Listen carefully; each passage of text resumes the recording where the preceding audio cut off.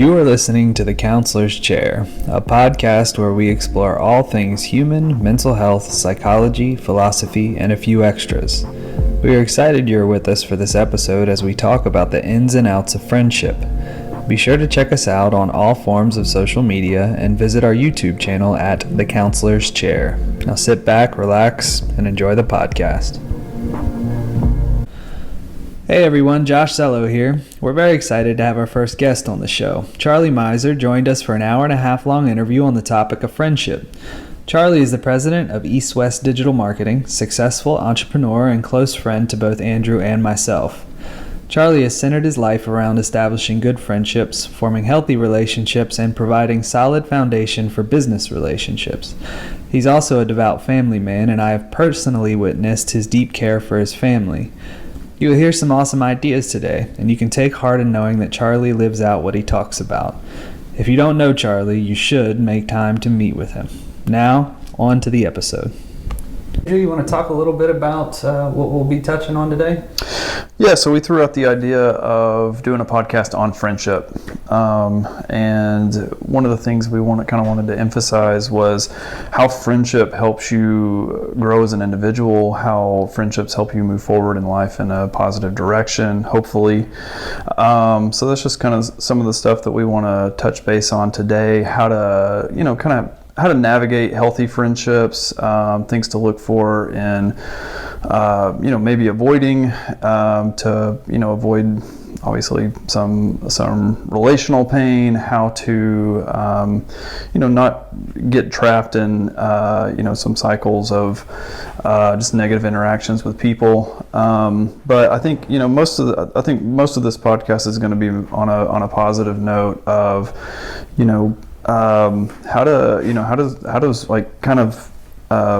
delving into healthy relationships and companionship, maybe even like tribe culture, help you move forward in life, to empower you to be the best person you can be, to invest in other people and have them invest in you.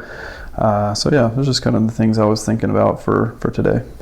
Oh, good deal. And I guess without further ado, we'll get started. Just a question to throw out there to you, Andrew, and Charlie. From you guys' perspective, and I'll chime in as well. But from your perspectives, what are the marks of a healthy or good friendship? Well, I guess I can start there and chime in.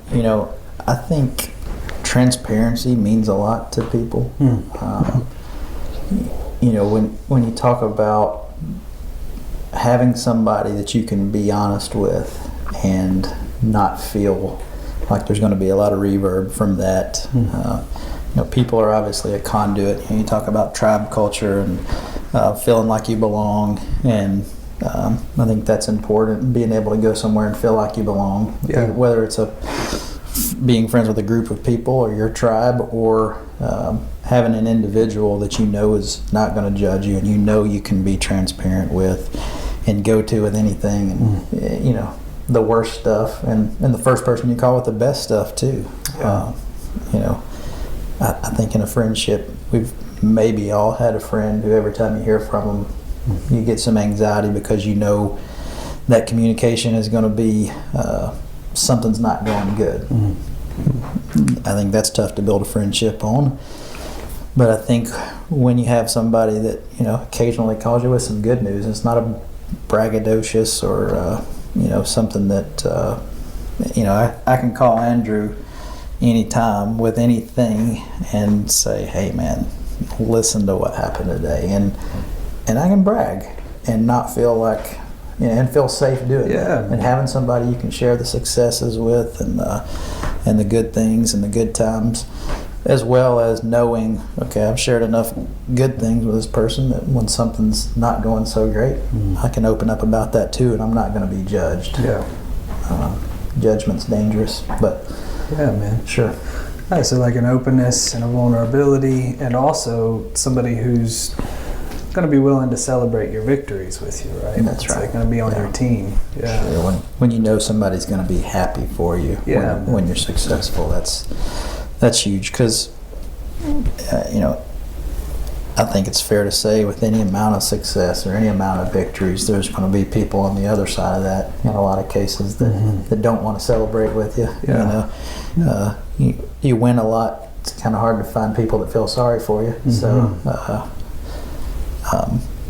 having people that you know are going to be happy for you when you're successful and can share in that, and you're happy for them when they're successful genuinely, and taking a genuine interest in your friends, listening and being on that end of it too. Yeah, absolutely. I mean, I think we probably all had friends or just relationships in general that, maybe you're sharing something that you want celebrated, or just want to connect on, want somebody to hear about and be excited for you. And sometimes that conversation turns into maybe a one-up. Every once in a while that'll happen. It's like, oh yeah, well, I did this today, right? It's like, oh, good, it's good. But I think you're really hitting on something there with the mark of a good friendship is like somebody who's invested in your success. Yeah, sure. Not going to flip the script, trying to one-up you as well. Yeah, and that's sometimes, we've all caught ourselves doing that. I think. Yeah. It's like, yeah. Or held back from doing that and realized or had the awareness to think, oh yeah, that's great, and cognitively just celebrate that person instead of chiming in with a one-up. In a friendship or a circle of friends, you don't want your nickname to be Google. You don't want to be that guy who everybody's like, okay, well, let's not brag too much because Google's here and I'm gonna one-up everybody. I hear you. Yeah. I hear you, man. Andrew, what about you, man? Yeah, so I actually took some notes, and I have a very similar opinion on it. I mean, throughout the lifespan, we're going to have different phases, right? I mean, there's going to be different cycles, and we've already done a podcast on depression, so we know that can be a thing in a person's life, and certainly the piece of celebrating each other's successes, right? I mean, that's awesome, with no judgment, without envy and without jealousy, right? To just genuinely be present and just be like, hey man, that's awesome, and like really celebrate that. And I think even asking questions is like, okay, so like what's next? Even taking a step farther and helping. It's like, hey, like that's great. Like you've come this far. Like what are you thinking about the next chapter? To help even move them forward even more. But also I was thinking about, even the darker seasons. So if somebody is going through some relational issues or depression or what have you, to even take the time to grieve with that person, to not try to step in and fix their problems, but to just simply, be present with them, just to listen, I think that's probably the greatest gift you can give anybody in success, grief, loss, failure, to just kind of listen to their process. And, as in companionship, I think that's, if you're doing that well, if you're listening before you're speaking, then, then you're probably doing all right. Mm-hmm. Nice, fellas. Yeah, I think, man, that covers a good bit of it as far as like about how you want your friends to support you, how you also want to support your friends, right?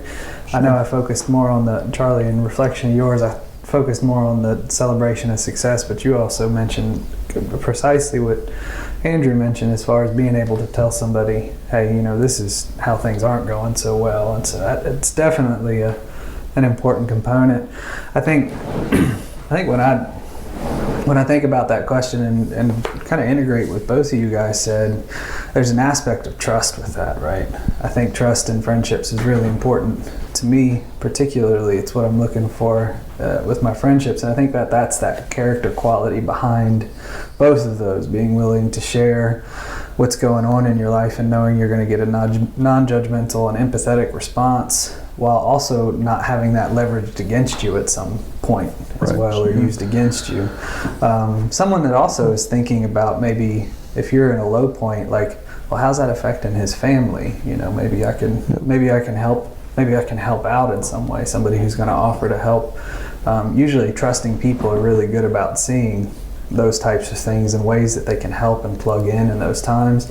And then also trust is involved in that uptick of friendship as well too, right? You can trust this person with the successes in your life and know, they're going to contend with their jealousy, they're going to contend with their envy because they actually care about me more than trying to be more successful than me, right? So I think, man, you guys hit the nail on the head with that. And with those, celebrating success versus helping someone cope with a hard time, I think going through success by yourself or with your family and not being able to share is, you want to be able to share that with your friends, but I think you can make it through it probably if you don't have someone that you can just lean on there. But going through the valleys and troughs by yourself, I think is tougher. So when it comes to being a good friend and you come across that opportunity to help someone who is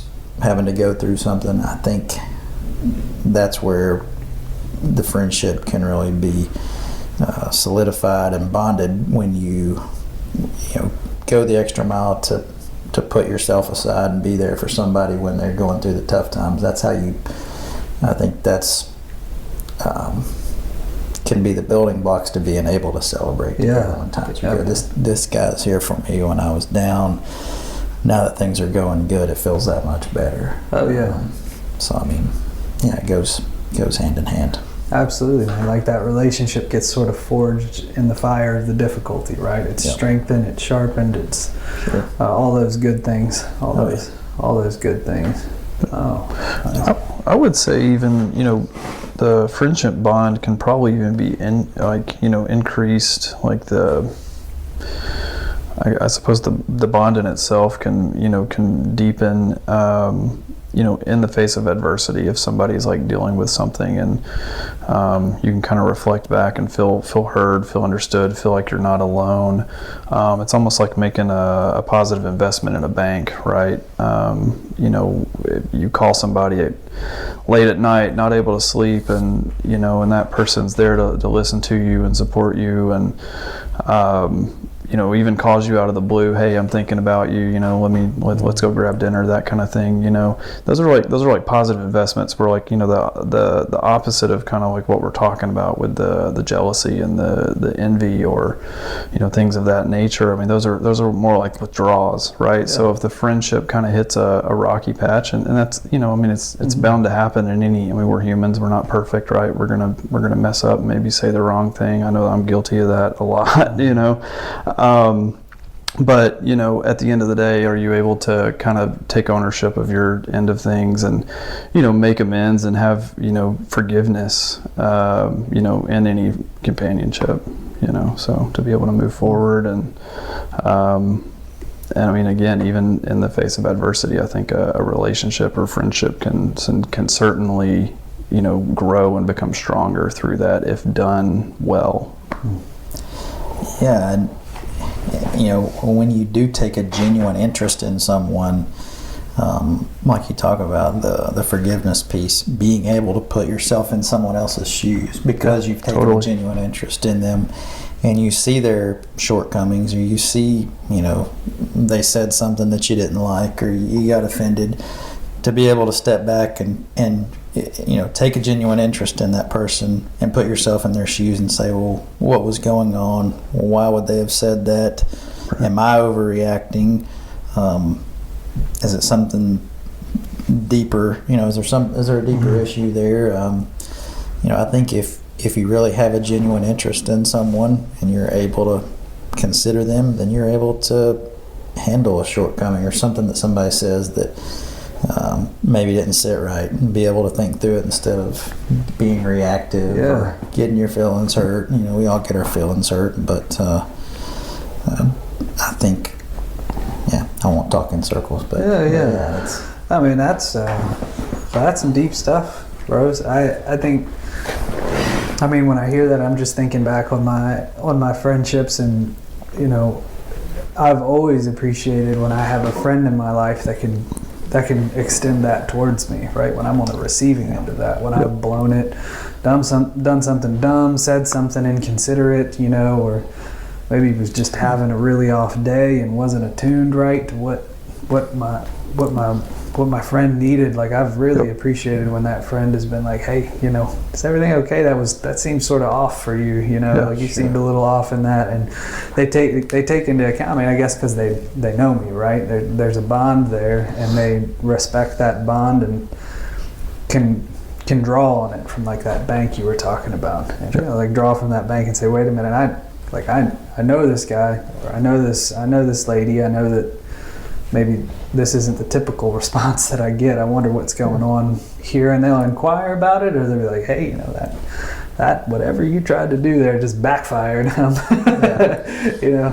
Yeah, and I think we have different relationships with different people who play different roles. You know, I think we've all got that friend who's more of a mentor that can hold us accountable and has built a relationship, you know, say in sales or fundraising or anything like that, the relationship equals the ask. Yeah. You know, the relationship has to be greater than the ask a lot of times.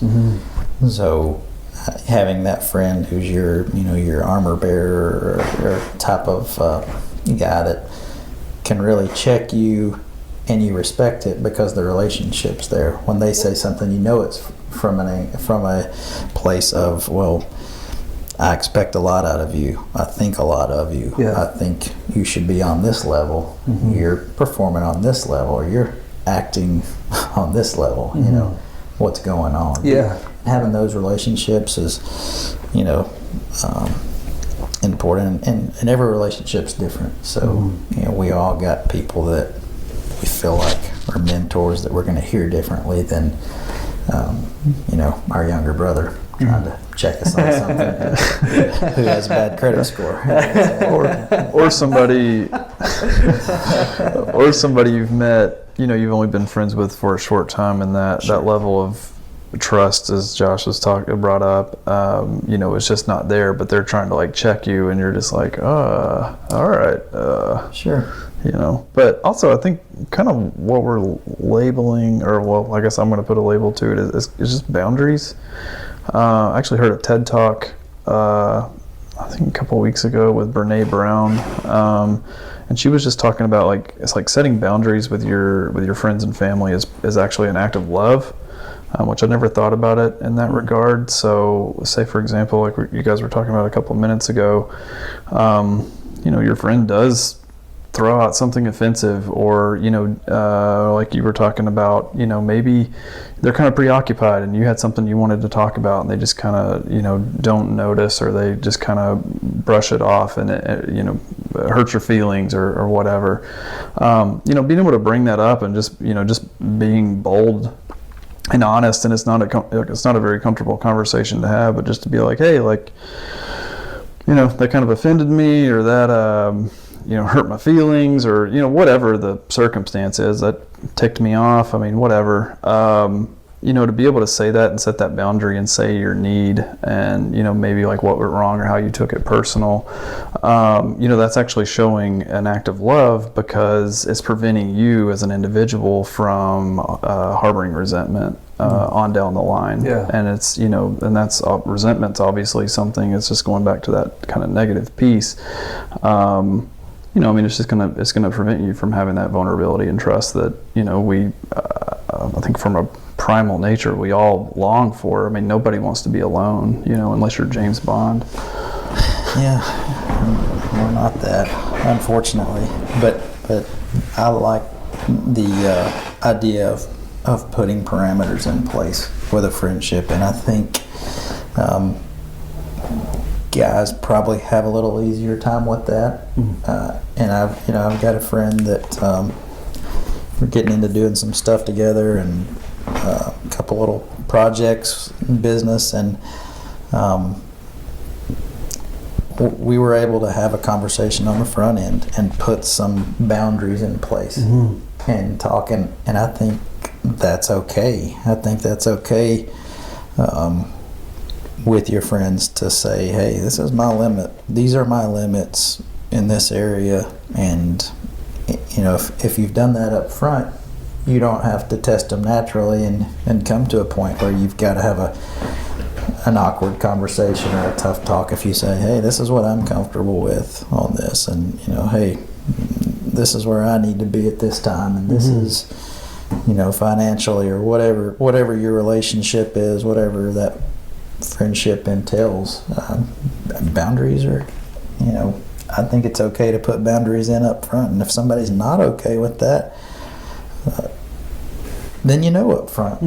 That's a red flag. Hey, but you've given them an opportunity to say yay or nay. When you say, this is my comfort level in this area, and this is what I'm willing to do, and this is what I'm not willing to do. This is my red line, that I'm not willing to cross, and that can save some heartache down the road, I think, to draw those boundaries and just be transparent. I mean, because in the end, it's reality. Living in reality from the start instead of, towing the line and trying to figure it out organically. Sometimes better than, sometimes better. Oh yeah, man. Yeah, it's and I think to just like tackle in there, and in the vein of that question of like, well, what is a healthy and what is a good friendship? I think that falls right in line with it as somebody who hears your boundaries and respects them. Yep. Right. Sure. Someone who maybe even asks you ahead of time. This is, when I think about a good or healthy friendship, I also think about qualities in my friendships, and I've been pretty open with both you guys as friends, as far as like, hey, there's things in you that I think about when I'm making decisions, right?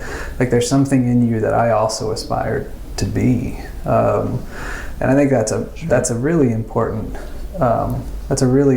part of friendships. Like Andrew has a consideration, though I know he wouldn't say it outright, but he's really good at actually considering other people's boundaries ahead of time, but also good at considering a friend's need ahead of time. And he's also really good about pairing people with each other that seem like they would be really good or compatible with one another.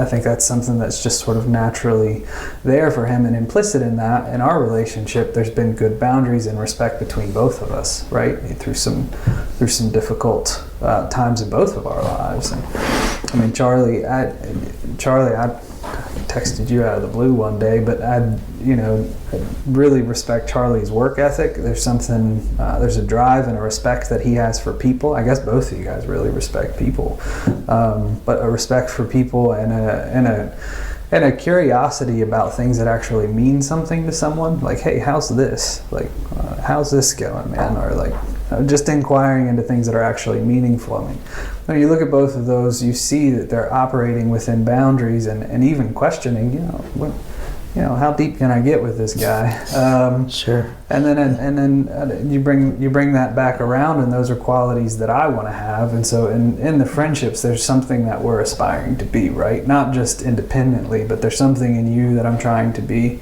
as well, and trying to sharpen in myself. So I think that's a really important part of friendships as well. That's a huge takeaway. That is a shame to leave somebody's strengths on the table that you're spending a lot of time with. If we spend time together and we don't gain from each other, it's obviously it's not a waste, but I mean, I feel like with both of you guys, we go on some trips, we do some things, we have some good times, and I think I always leave those times that we get to spend together, with feeling invigorated when it comes to, hey, I need to work on this, man. We talk about things that are challenging. Yeah.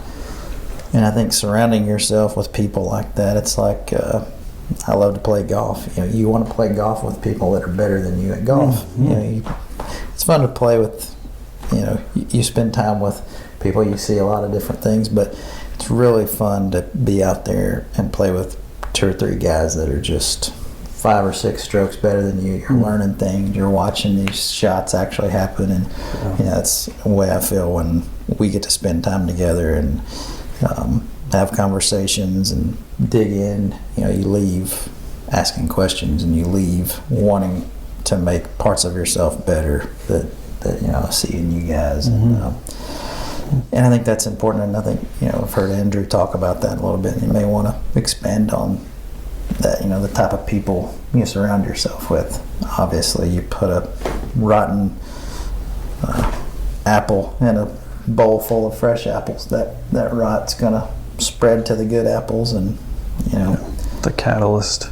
Yeah. Social catalyst. If it's Josh, I know you're kind of proctoring this a little bit, but if it's cool with you, I mean, if we could skip down to the, because this kind of leads into actually what I was going to say about I can't even hardly see it, but the question about the negative takeaways from friendship.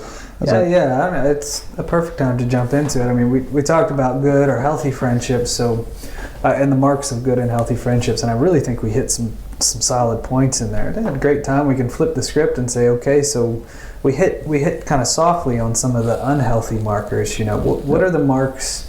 What are the marks of unhealthy friendships, and how can we kind of judge if they are unhealthy? So jump into that, Andrew. Yeah, so I think we, in having a friendship, I mean, you have to ask the question, what is this person doing with their time? So I worked with the addiction community for a while, and I mean, I think the biggest problem in people in recovery, was it's like, okay, like personally, like I want to do this, I want to, they have a whole inventory of things that's like not working for them. They know how substances like rob them of so many experiences, and being the parent they wanted to be, being the family member, the friend, they're in financial debt and all that kind of thing. But then it's just like almost like with tears in their eyes so many times, it's like, but you don't understand, like, but this is what my friends do. Like if I stop, I'm alienating myself from everybody I know, all my friends, my closest friends, this is what they do. And that's it's tough to like look somebody in the eye and be like, okay, like, you got a really heavy choice. You're gonna have to sit with this and decide what you want to do, because you can't go back into those communities, because you're just gonna end up right back where you are or worse off. So yeah, I mean, I think, surrounding yourself with people who are, motivated, who are, doing things for themselves, who have, a standard for their own life with that includes healthy goals, who, invite you into, your thoughts and, want to talk about and process. And it's kind of like what you're talking about when we go on trips and hang out. I mean, we obviously have a good time, but, we're asking each other, intense questions. We're checking in. We're, talking about the next chapter, the next phase in our life. We're talking about past failures and what we've learned. We're not trying to build ourselves up and focus all on like, I did this, and this. It's more, I mean, I think the more of our content, or the content of our conversations specifically, have to do with like, it's like, okay, well, that didn't work, so let's what can I learn from this? And then, and then get just listening and giving feedback. So yeah, I mean, I think that, the downfall of so many relationships and friendships in general is just, surrounding yourself with people who aren't asking those tough questions, who aren't like, hey man, like, how are you doing this week? Like you seem, like you were talking about earlier, like you seem different, you seem off. Like, let me check in with you. Like, let me, like, allow me to be here for you. Like, I'm with you. I support you, I mean, I think in pursuing any friendship, I mean, friendship, intimate relationship, I think, how does a person spend their time? Do they, do they take care of their relationships? Do they invest in their relationships? Do you feel confused and just kind of drained of energy? Or do you, like you said, do you feel kind of challenged and empowered and want to learn more? And I can identify with what you were saying. I mean, after, spending some time with you guys, it's like, I want to like read books and listen to podcasts. And I'm pretty fired up. Like, it gets me through the next like couple of weeks, like, having these types of conversations, versus, I don't know, it would just really be unfortunate to drain each other of those experiences. So anybody who's watching, I would definitely say ask some of those questions about who you're choosing to spend your time with, and if they're not doing well for themselves, they're not going to do well for you. Yeah.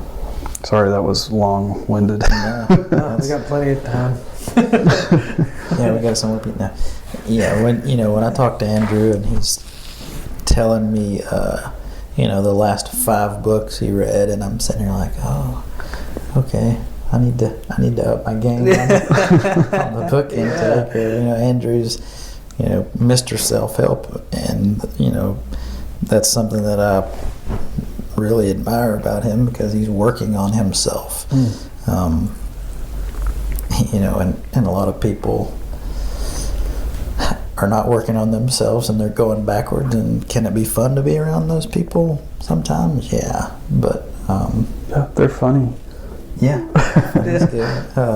But yeah, feeling challenged, because Andrew's listened to 4 books that are in my queue to listen to or read, and he's asking me, oh, have you listened to such and such's new book yet? And I'm like, I started it. Been thinking about it. Yeah, you said something about that 2 weeks ago when we were talking. I need to get on it. So yeah, that's good. Yeah. That's healthy. And it's definitely healthy. And I think in saying what's healthy too, there's an undertone of what isn't, right? So kind of the inverse of that would be somebody who's pulling you in the opposite direction. Yeah, let's go play video games for 18 hours, and your wife will be fine. She won't care. Just she will. Anybody wondering about that? And I think in the mental health world too, like I see so frequently talking to my clients, or even talking to friends or even family members, like there are times when friendships may have started healthy, or they may have started in a place that was like you were both at point A and it was dark, and that's when you met, and so you were supportive of each other at that point. But the relationship was solely forged there, and maybe only on that principle, just on difficulty. And so you wind up seeing the relationship sometimes have trouble breaking free of that mold, and it's like you have to stay stuck in order to be friends with that person now. And I think that is an undertone that I see particularly in the substance abuse community. It's like, I have to have a problem in order to be a part of this thing. When in reality, you don't want to have the problem anymore. Oh, that's a lie. Yeah, but bingo, right? But it's a lie rationally, but within the community or within the friendship, it's a truth. Yeah. It's what was established. It's what's established in a substance community, right? It's like our dysfunction unites us. Yeah. I think that's the mark. I think that can certainly be the mark of an unhealthy friendship, when you look at it and you say, well, what unites us? It's like, oh gosh, if it's dysfunction, that is a clear indicator that relationship probably isn't a healthy one, right? And you can work on that, and that can be, that can be developed.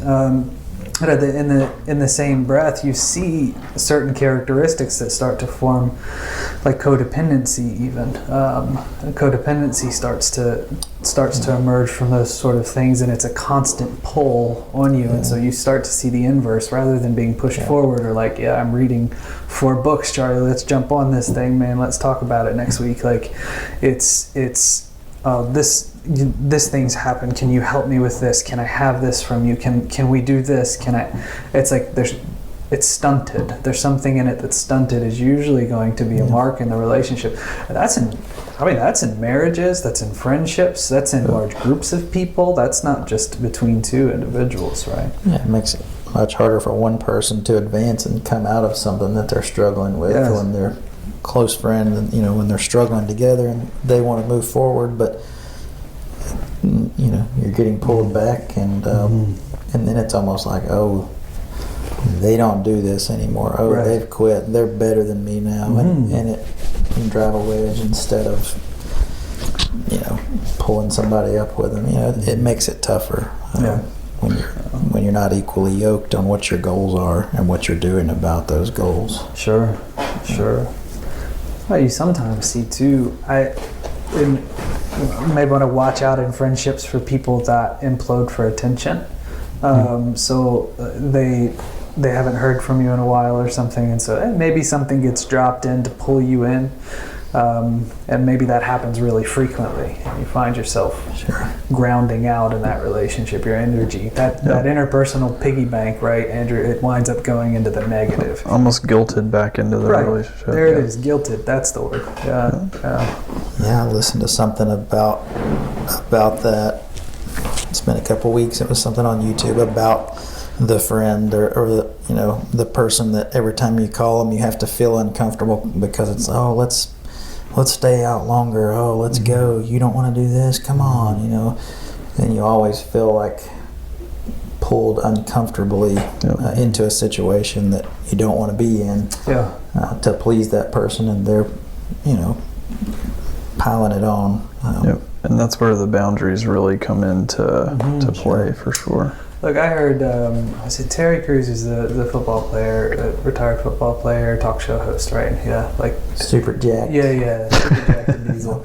I heard an interview with him, and a lot of people. I mean, when you're in a position like he is as successful and open of a person as he is, guys. If you haven't listened to a Terry Crews interview, you need to find one and listen to it. The man is actually way more brilliant than his comedy lends us to believe. But he has a lot of people that come in and request mentorship. People from his old community, old friends that reach out. Man, I like what you've done with your life. How do I get from point A to point B? And he'll sell them up front. Like he says this in the interview. I will help you, and I will give you 1 strike. And if it hits 2 strikes, we're done. And he outlines the boundary, and he puts the ball in their court. And it's simple stuff like, if you stand me up, right? It's like fundamental relationships. Like if you don't follow through with something you say you're going to do, and if you're making excuses for him, it's if you bring. It's funny. One of his boundaries is like, if you bring people that are in legitimate trouble into my circle, we're done. Like, we're done, especially if I don't know about it. And he's protecting himself, protecting his family even. So, that is really important. That I think you can set those boundaries on the front end. And where we balk sometimes in friendships is we think we're gonna push the person away or hurt the person, and it's like, well, if that's gonna happen, it's maybe not the best fit, right? Like we talked about it in the beginning, but like if you put the ball in their court and you're actually confident in your own friendship, like they have to determine whether or not they're going to respect your boundaries, and they know the consequence, right? On the front end or in the middle end or at some point in time when you've run up against the difficulty. But again, I think the mark of an unhealthy relationship is someone who continues to breach those boundaries full well knowing the consequence. It's like, that's probably not someone you want to be around. And if you haven't established boundaries, there's no better time than now, right? And again, I mean, just to say it again, I mean, it's actually an act of love, because it's preventing you in the long run to alienate, to distance yourself, to become bitter or resentful, because that's eventually you're just going to get overwhelmed and distance yourself anyway, and that's just going to leave the person whom you didn't set boundaries with confused and hurt. So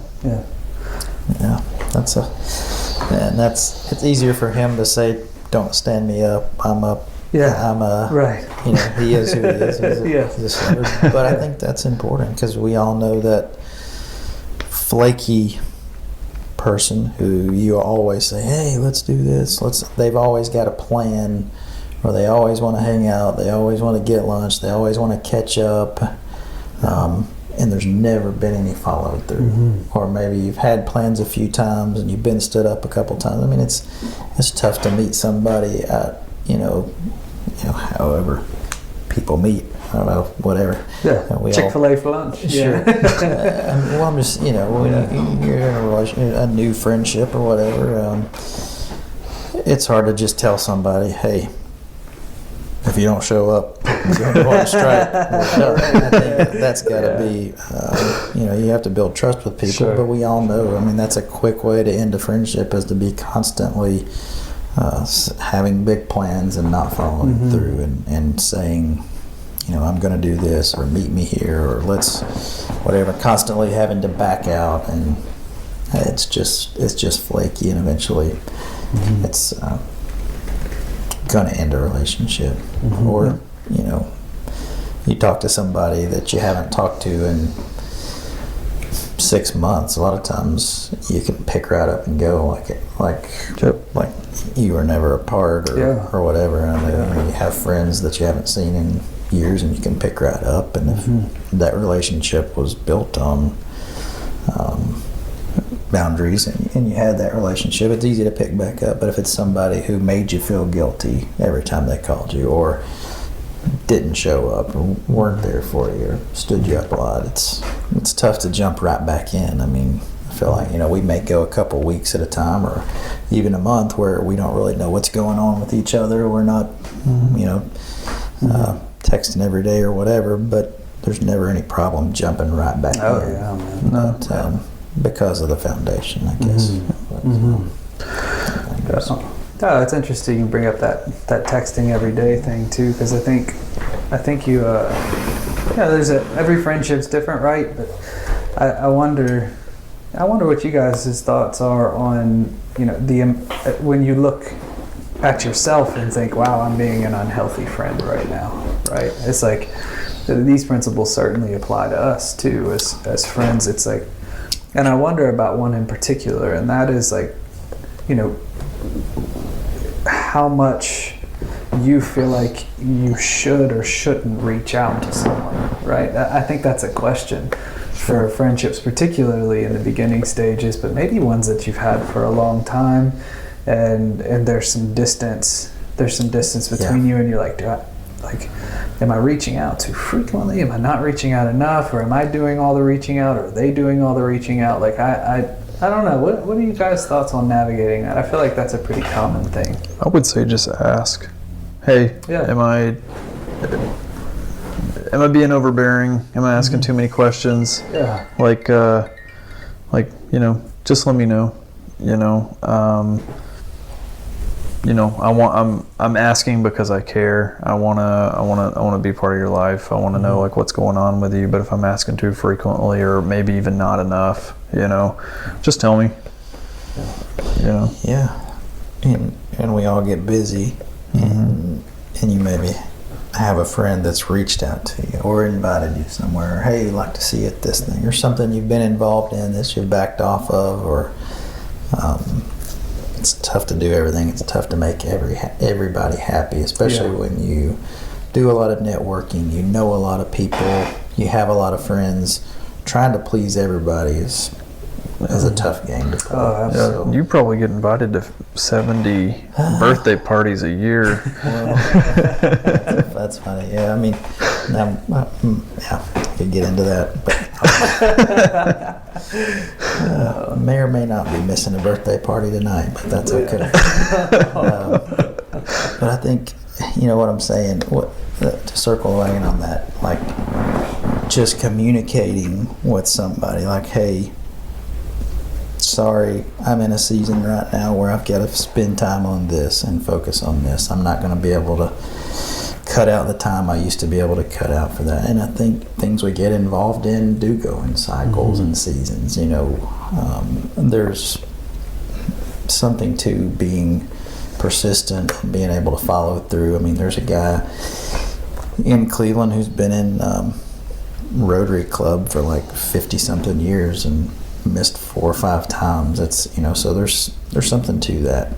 But at the same time, I think you have to look at how you're using your time and be able to communicate, because you don't want to just leave somebody hanging high and dry that's trying to communicate to you and reach out, and you start feeling guilty the more you don't reach back out if somebody's trying to communicate with you. we can all, it's a lot easier to text somebody than it is face-to-face conversation. A lot of times for our generation and the one behind us, obviously, too. But communication, I think, it's kind of circles back to boundaries, but communicating from that side of it that, hey, I have to spend time with my family during this time, or hey, I've got something else I've got to dedicate time to that is just taking the place of that right now. Mm-hmm. Yeah, I dig it. It's good stuff, and I think we got some great ideas centered around what are the markers of a healthy relationship, and what are the markers of an unhealthy relationship or friendship. I mean, these principles can be applied to really any relationship that we're talking about, but totally. when you overlay them on a friendship, it may make you gut check some things personally and with the people that you're associating with. And with that, we'll kind of shift gears. Charlie, got a question specifically for you. I'm curious if you have like an example or maybe just a concept, but about how a friendship has impacted you positively, and how or why that friendship particularly has impacted you positively. I know you kind of hinted on Andrew and I a little bit there, and we talked about each other there for a while, a little bromance going on, which I can dig it. You guys are the only friends I have, okay? Yeah, that's not true. I'm curious, man, do you have an example of how a friendship really impacted you positively? Well, I think friendships in a lot of cases are give and take, but I think we all have those friendships that we end up taking more because someone's willing to give in a healthy way. And I would say, I'm blessed to have two older brothers that have both poured into me positively, and I think the friendships that we have formed have, brothers, family's different. Family can hurt you the most and family can love you the most all at the same time, but the friendships I've formed with my brothers, my middle brother's 3 years older than me, my older brother is 9 years older than me, and naturally the brother that I've spent more time with, been around longer, is my closer brother in age, and he's really been a mentor to me, and I've been able to, it's been a guy who we've got a judgment-free friendship and relationship. It's been a guy that I can call and talk to with anything, and I know that's not everybody has that. So we can go out and seek friendships, and there are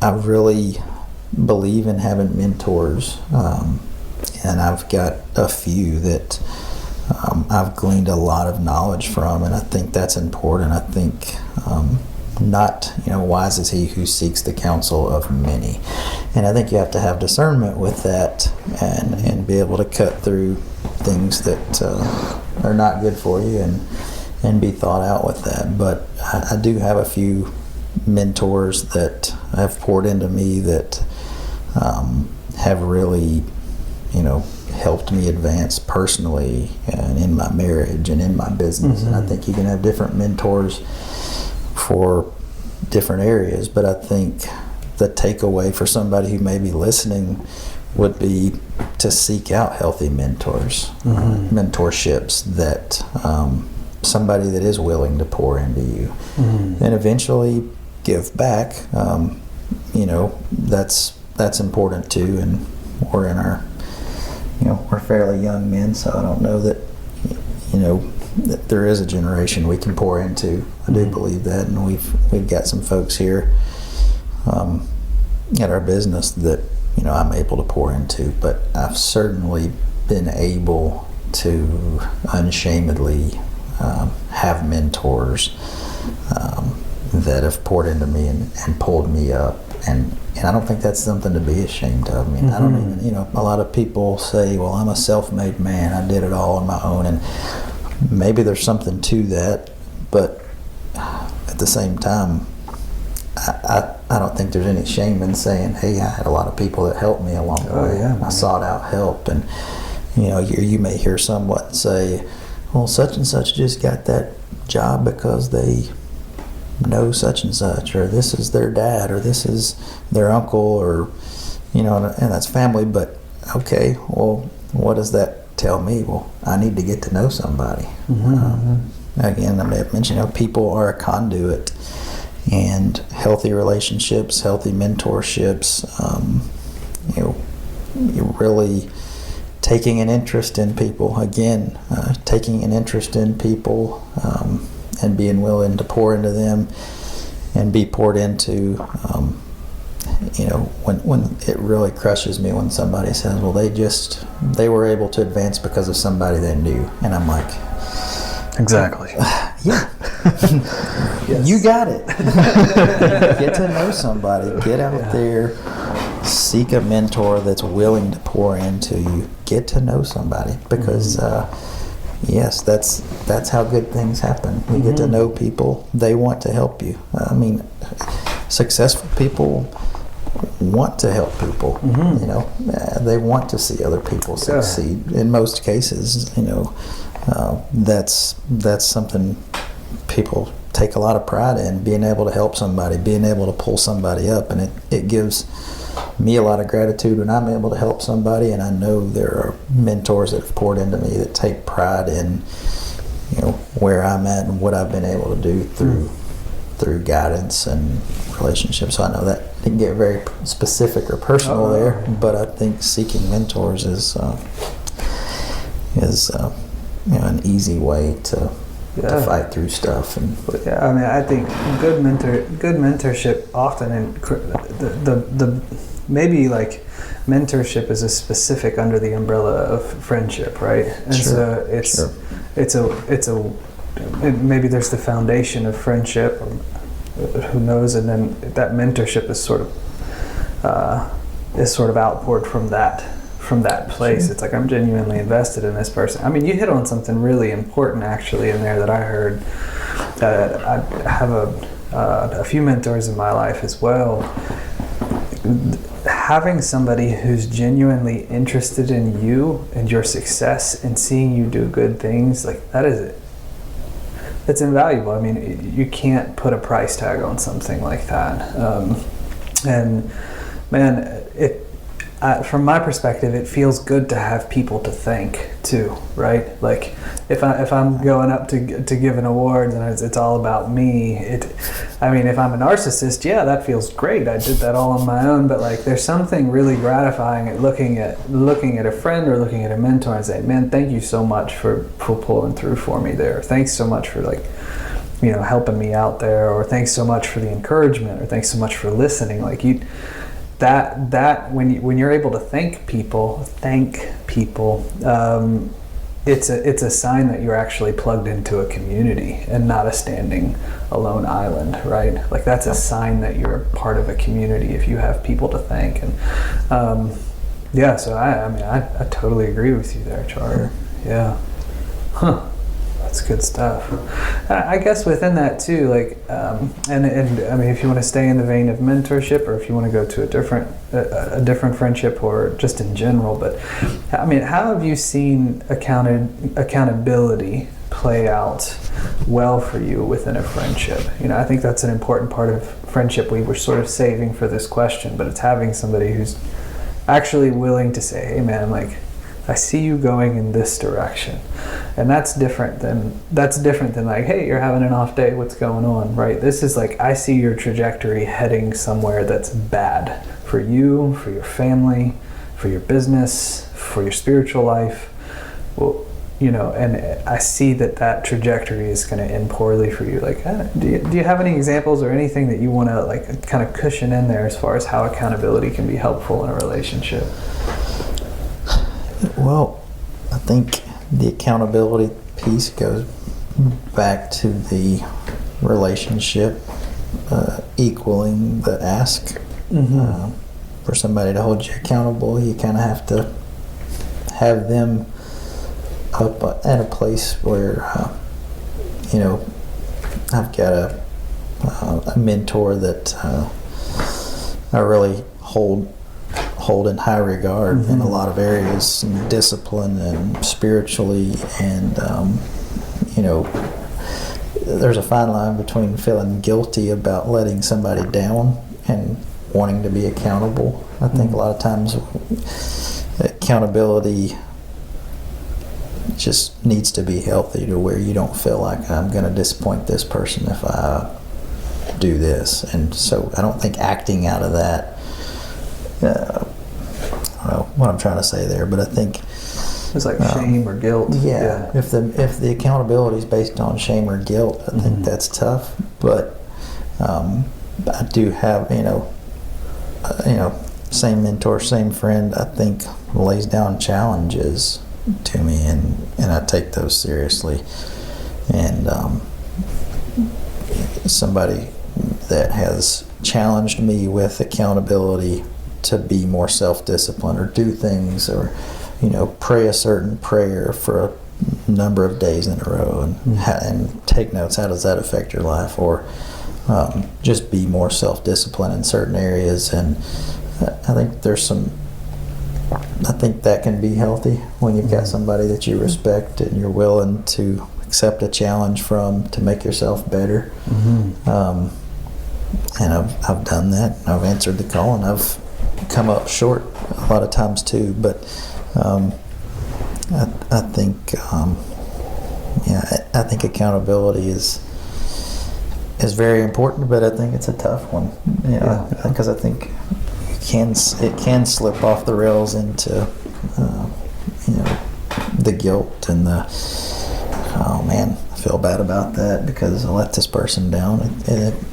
And it all depends on the relationship at that point. Hey man, being able to call and say, hey man, I let you down on this. I tried. It's tough. I see where you're coming from, but this is what's going on, and talk through it without getting back to the judgment and that whole deal. Yeah, I think also it has to be observing how that person lives their life, and do they keep themselves accountable. I was at a training this last weekend, and the guy facilitating it kind of gave this example. I thought it was really good. He was just talking about how he wrestled for Bradley County High School, which, if you're not familiar with the Cleveland area, Bradley County, I think it's had their wrestling teams won something like 21 state championships in the last, I don't know, since the 80s maybe. I don't know. That's a lot. And they're nationally ranked. So he talked about how his head coach ran triathlons 10 times a year probably, and the assistant coach was actually a collegiate all-American wrestler, and also did all kinds of races and stuff. And so they'd wrestle these other teams, and then he's just they went to this one team, and this guy had the other team's coach was sitting in the bleachers, and he was 300 pounds eating a cheeseburger, and he was yelling at him yeah boys, go harder, but here's this dude, obviously clearly not taking care of himself, where he knew that his coaches weren't going to ask them to do anything that they hadn't already endured, and that they haven't gone the distance themselves. So anyway, I thought that was a great example of that. Absolutely. There's a really important part of accountability too that you just hit on too, Andrew, and you touched on as well, Charlie. I think that's it's not just the admission on your part, okay, I let you down. That's one component. It's the other person may be pointing something out hey, your trajectory is putting you in this direction. I think that's going to be bad for you. Those are the two statements. It can either come from the person or it can come from you, and the accountability is kind of in the middle. But I think what's really important for accountability to work well is if you're bringing it to the table to the person, or the person is bringing it to the table to you, you're both willing to put in the work with each other to shift it. So it's like not the coach who sits on the sideline and barks orders. It's like the coach that gets out there and is like, It's living "All the right, lifestyle. yeah, this is this is the position you're in, and you need to position yourself this way and this way." They're out on the thing, or they're like moving their body and setting the example, like willing to get out there with you. I think it's setting the example, and then also doing that with you, like actually going on that journey with you, seems pretty important. Yeah. So yeah, well, that's good stuff on accountability. Any other thoughts in that vein? Charlie, you look like you're looking something up there. That just gets into some leadership stuff with the Simon Sinek Leaders Eat Last, talking about a leader going head first into the battle and being lead from the front. Yeah, absolutely, and that's with that's a lot easier to follow somebody who's doing what you're aspiring to do. Sure. Well, Charlie, I want to respect your time. Do we have maybe 15, 20 more minutes with you? Sure. Okay. I've already missed the birthday party. We can. I think my nephew knows he's got a pretty good one. It's all good. Yeah. It's all good. Are you serious? Yeah. I had to miss your nephew's birthday. It's all good. He's good. Oh man. He'll be fine. Well, just imagine having me as an uncle. Okay, he's doing good. I didn't have He's already set for success in life. He's one step ahead. Right on. Yeah, that's not narcissistic. I love it.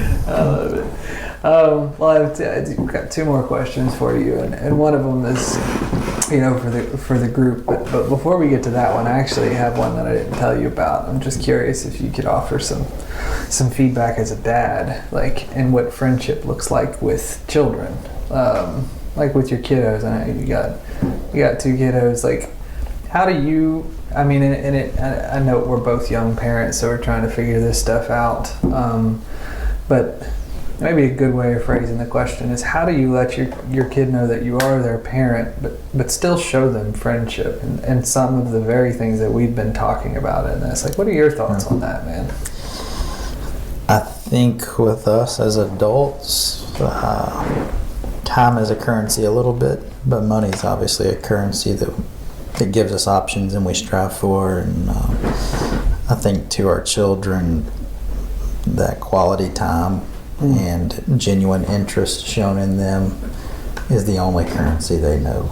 I think when our kids feel like we're showing a genuine interest, we're spending time, we're playing Barbies, we're playing Lego Batman and getting into it. I think that's the only currency they understand. Yeah. And that's something that's tough for me a lot of times to give, and so I have to be cognitive about doing that and putting those boundaries in place to make sure that, because there's going to be times where we come home late, we didn't see our kids all day, we spend 15 minutes and it's time for them to brush their teeth and jump in the bath and go to bed, and you look up and you've spent 15 minutes with your kid, and that's going to happen naturally as we're working, we're trying to provide.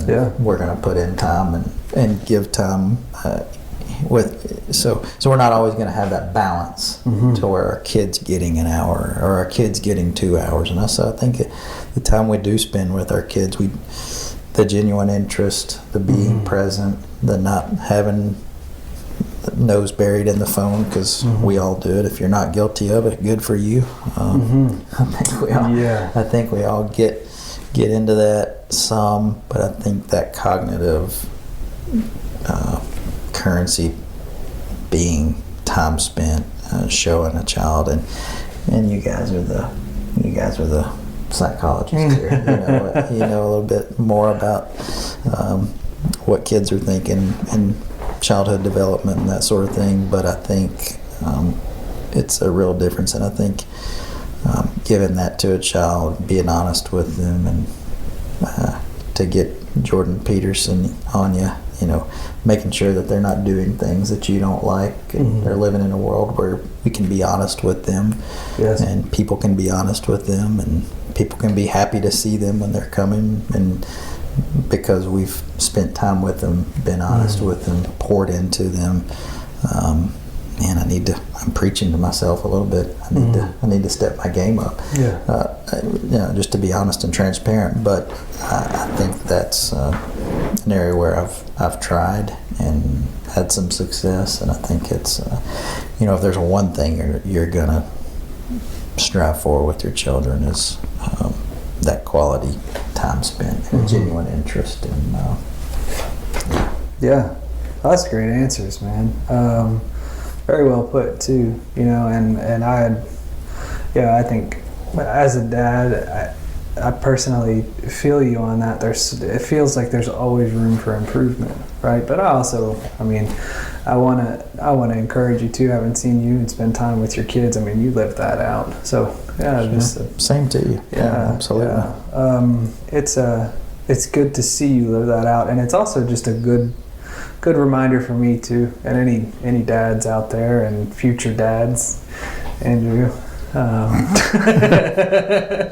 There's no announcements or anything right now. But, well, it shows in children. When a child needs attention, when their parents haven't given them attention, we've all seen that, and we know that child's going to struggle because of that. Yes. Because of the things they do to get attention that are unhealthy. So not to stray too far down that road, but sure. Well, we teach them how to be friends, right? Sure. So it's really important to be present and show them that type of consistency. They're learning how to be friends with someone else based on your interactions with them. And I know there's a lot that they'll learn outside of that, and there are a lot of parents who don't take a friendship approach, right? But there's certainly qualities in friendships that can be applied to your kids, and I think you hit the nail on the head with the ones you brought up. So appreciate you answering that curveball there. I guess the last question for the night, guys. What are some ways? And I know we glanced off of them throughout the interview, but just what are some ways that you feel like we can maintain friendships well? Like what are some practical things that we can do, whether that's on a daily basis, on a weekly basis, monthly basis, or just a conceptual basis, like how we conceptualize friendships? How do we maintain friendships well? Stay in touch. Yeah. Follow through. I think is important. Yeah. Don't schedule something with Chuck and miss your appointment. Yeah. You see somebody follow through time and time again, they're going to get some passes. Hey, you followed through for me a lot of times and been there when I needed you. Something came up. Yeah, I understand.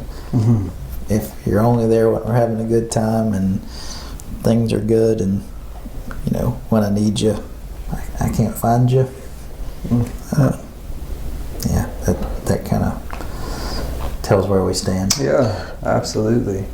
Yeah, and the inverse of that, right? As if you're feeling that sort of guilt for being avoidant. It's like, well, maybe that's we're not maintaining the relationship well on our end, right? Sure. It's like there's give and take there, and a lot of what we've talked about. I think one of the things that I learned from a buddy of mine, Chachi, has a local ministry here in Cleveland, and I believe that he pulled it, he sort of morphed it from a John Eldridge teaching, is the idea of fighting for your friendships. I think good, solid friendships. There's actually a significant amount in our culture and the way our society is set up that works against vulnerability. It works against spending quality time with someone other than your romantic relationship, or with your kids. Or there are a lot of distractions that pull you away from thinking about other people. and thinking about other people that you just don't see on a daily basis who aren't directly in front of you. And so there's this concept of sort of fighting yourself and the distractions around you to maintain your friendships, right? Sure. I think some people take that and push their boundaries, like, oh, I'm fighting for this relationship, I want to do whatever I can to maintain it, right? At that point, you're breaking your boundaries. That's probably not the greatest idea, but you have to sort of fight these external forces that keep you from connecting with people, whether that's your history of friendships, whether that's a super busy schedule, whether that's really maybe a chaotic family life or a chaotic romantic relationship. Like, you actually have to fight these distractions in order to connect with a community larger than the people that you just see in front of you on a daily basis, right? Sure. So there's that concept of fighting for friendships too. I'd also like to add just doing something together. And I mean, I know that sounds elementary, but it's like, maybe like not playing video games and just like watching TV with your friend or whatever. Like Charlie and I started being friends because I think we started out, we did a small group together, and then we started exercising together. And then Josh, I mean, you and I think we started out shooting guns together, then it morphed into fishing, and then just kind of dreaming about, starting Traverse. So I mean, there's like, you're actively doing something, which every one of those things, I don't know about shooting guns, but like, I mean, all the other stuff, I mean, there's an aspect of like improvement and growth that you're kind of like, overcoming and growing and changing together, I think that's obviously a good formula. It worked for us, to be able to maintain friendships. Yeah. I think one last thing I'll throw in there from my perspective is making sure to invite your friends into your life as well. Let them meet your partner, wife, kids. Like, bring them around. Invite them to have lunch down the street, or invite them to something. Invite them in. You know what I mean? I think that's also a really difficult thing to remember to do. It doesn't matter if Josh and I want to be friends or not now. I think our kids are pretty much gonna get married. I think so. We can. I'm okay with arranged marriage. Now that I used to think that was a weird thing, and when you have kids, it sounds not so crazy. But our friends, our kids are going to be buddies, and that's awesome. Yeah, man. It's good stuff. One thing I'd like to throw out before we wrap up is, so Josh, you and I we met when I was in school. It was more of like a training capacity, and when my time, working under you, in training to become a therapist, kind of started to wind down. Obviously we got to know each other, and you threw out the idea of like, hey, let's we should hang out sometime, and I even remember thinking like, that would be awesome, but that'll never happen. And then because I was at the time, I was more of a pretty shy, not proactive. Like, it was something I would have wanted to do, but I knew I'd never follow up, right? And so it was about 5 seconds later, after I got all those thoughts out of my own mind, that you were just like, what are you doing on Saturday? And you even labeled it by saying, we're men, it's easy to say, hey, let's get together, let's hang out, but everybody can say, yeah, we'll do it, and then never follow through. And so, obviously doing so and recognizing that, it obviously led into a great friendship. And I think that happened like right before I actually met Charlie, and we ended up doing the small group together. And then it was after he did the small group, I think we kind of lost touch, not really lost touch, but just didn't communicate for a few weeks or so. And then you posted a picture of some Olympic weightlifting shoes on Facebook, and talking about getting into that. And generally, probably had I not met you the way that I did, or our friendship wasn't formed the way that it was, I definitely wouldn't have messaged you and been like, hey, where are you doing this? I'd like to, get into that myself, and then you invited me along. And then, anyway, my point is that, you have to kind of make friendships happen.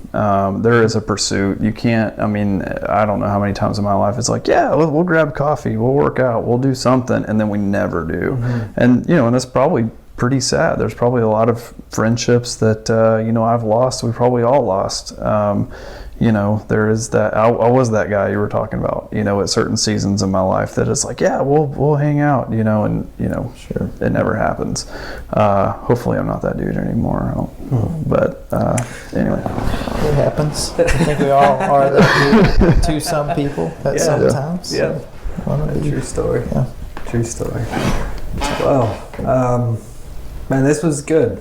Yeah. We got some great material out on the table. I hope you guys took some away from this. Charlie, man, thanks for taking time, and like you said it, putting some time currency into our friendships, but also into Traverse. I really appreciate that, and I'd love for you to take a second too and just let us know kind of what East West does. Sure. And what they can, what you guys as a company can do for anybody out there. And anything else you want to sort of plug in your entrepreneurial realms as well. No, first of all, I just want to say, thank you guys. Like I said, the relationship is there, and I'm certainly excited for what you guys are doing with Traverse and seeing it grow and kind of where you've come from and where you're going and getting to talk through that. I'm really excited for you guys and what the future holds and what I think you guys are going to accomplish, and you get to change people's lives for the better, and that's so gratifying to be a part of, I'm sure, and just getting to be a part of that through this and with you guys is it's an honor. So I'm excited about where you guys are going, and as far as our business here, East West Digital Marketing. We started this company. My family's been in advertising for over 50 years, and we started this business based on needs of people we worked with. We got asked often who to refer people to when it comes to their online marketing needs. And it was a tough thing to do because there's a lot of one-man shows out there and guys that may be really smart and do a good job on one or two things, but it's tough to refer when somebody needs a website, maybe their SEO managed, some photography, some videography, their social media. It can get tough for businesses to put all that together. So we started this company to be a full-service agency for people, where you can come to one place and we can check all the boxes for you. And we say check boxes a lot because we know in this industry, if we just check boxes, we're setting ourselves apart from the competition a lot of times, because we do what we say we're going to do. And then the creative piece and the customer service piece comes into that, and we want to do a great job for people and be strategic about their marketing plans and their goals and go at it from that angle. When we sit down with somebody, we want to talk about where they're trying to go, where they are, and what needs to change and what approach we need to take to help them get where they're going. So we are a full service online marketing agency, and there's maybe a few things we can't do, but for the most part we can handle online marketing for most businesses, up to some pretty big businesses that we work with on different things. We do drone photography, we have our commercial license, down to websites and social media management and SEO, blogging, the whole deal. So, yeah, right on. Well, good stuff, man. I appreciate you letting us know what you do as well. You had an opportunity now to listen to Charlie for about hour and 20 minutes here and get a good feel for how he operates and how he functions. I mean, this is a guy you can trust, an organization you can trust, and I trust him as a friend, and Andrew as well. I know I speak for you too. And again, Charlie, just thanks, and thanks for the kind words about the practice too. Yeah, man. absolutely. I really appreciate it. And we'll catch you next time. Our next podcast, we're actually going to be interviewing Dr. Chrissy Logue. Dr. Logue is actually a mentor of mine early in my career. She's going to be talking about women's empowerment and the culture towards women right now in America, and ways that women can navigate that culture successfully, as she has done a phenomenal job with, and even mentoring men. So that's she's a powerhouse. Really glad that she agreed to do that. So be looking out for that, and we'll catch you next time. Toodles. You have been listening to The Counselor's Chair, sponsored by Traverse Counseling Services. For more information, visit our website at www.traversecounselingservices.com or email us at contact@infotraverse.com. Thank you again for listening, and we hope you will join us next time. This podcast was recorded and produced by Josh Zello, and music installment is provided by Joel Harris Music.